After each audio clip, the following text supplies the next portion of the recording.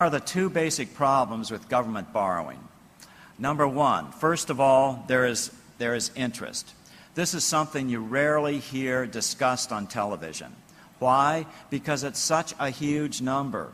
In year 2013, the U.S. will pay about $450 billion, that's billion dollars of interest on a $17 trillion national debt. But a new study by the University of California researcher just released on Monday, this is brand new, startling information, says that the actual debt of the United States is now over $70 trillion. The new figures compiled by Professor James Hamilton adds for the first time the government's support for housing and other loan guarantees, deposit insurance, actions by the Federal Reserve, and government trust funds.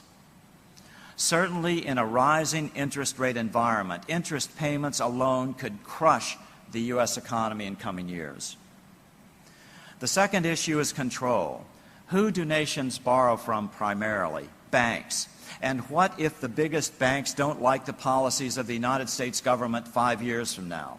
Well, they might just decide to stop creating enough play money to support all this government debt.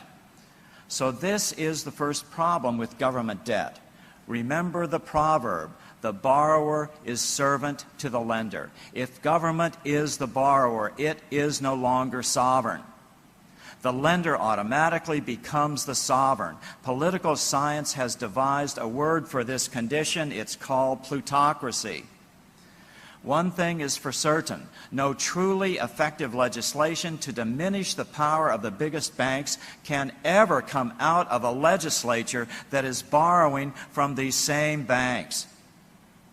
So in order to have any shot at developing a Solonic structure where you effectively cut the control of government by banks, your government cannot be allowed to borrow, not one lira, never again from anyone.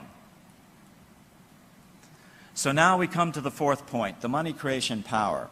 Even if your country is not borrowing, there is still a big problem if your banks practice fractional reserve lending. Why?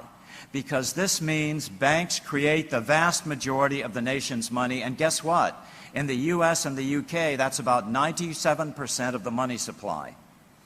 Banks are corporations, and corporations are required to maximize their profits. What does this mean? It means that banks will never operate in the public interest. It is impossible for them to operate in the public interest. Therefore, you cannot give them the money power. You have to return banks to full reserve lending. And my definition of that is banks can only lend out $1 for every dollar of capital that they have on their books.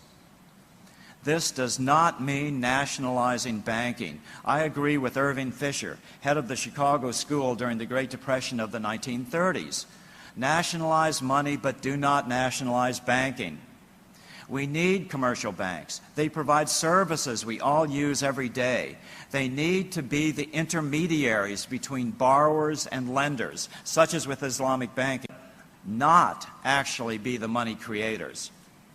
The way a correct banking system should operate is the government should create all the money in the first instance, get all the seigniorage from that creation. Seigniorage means the profit from creating money.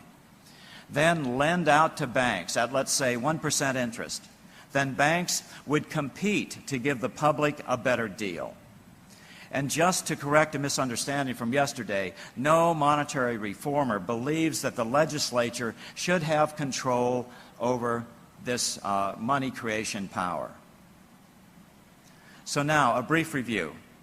The 2,500-year march refers to the roots of truly sustainable governance, governance of the people, by the people, and for the people, as represented by Solon, the lawgiver of Athens.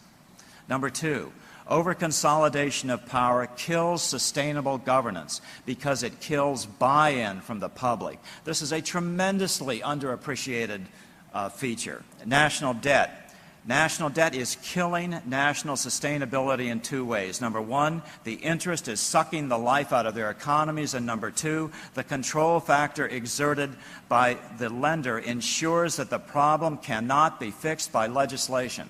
Those questions here. Okay, so but first, I've got a point to make. First of all, just as Professor Jeffrey Sachs from Columbia said on April 17th at the meeting at the Philadelphia Fed, these aren't my words, these are his words. The U.S. financial system is run by nothing less than a conspiracy of gangsters at the top. They are completely outside of the rule of law. They have completely bought out the regulatory system. The President of the United States has absolutely no control over them. They're gangsters. They're completely out of control. And they're destroying not only the U.S. economy, but the economy of every nation on this planet. I don't know how this is going to resolve itself.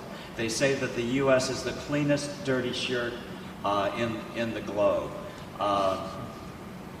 I wouldn't use the word clean. We're maybe the crookedest dirty shirt on the globe, and so therefore we're going to be able to devise yet another way to reinflate this bubble. I don't know, but I just had to get that out, that I'm completely disgusted with the American financial system and and the effect it's having on countries that are really trying to do the right thing, like Turkey. I was so heartened by the President's message yesterday. Finally, in the last few years, we're getting parliamentarians in Iceland and other places who are coming around to alternative monetary systems to fix this problem. And now this wonderful conference here in Turkey, the best I've ever seen, and the President's message, I was just absolutely floored yesterday. To actually have the head of state of a nation trying to create a national money system in the public interest just blows me away. Bravo, Turkey. Go for it.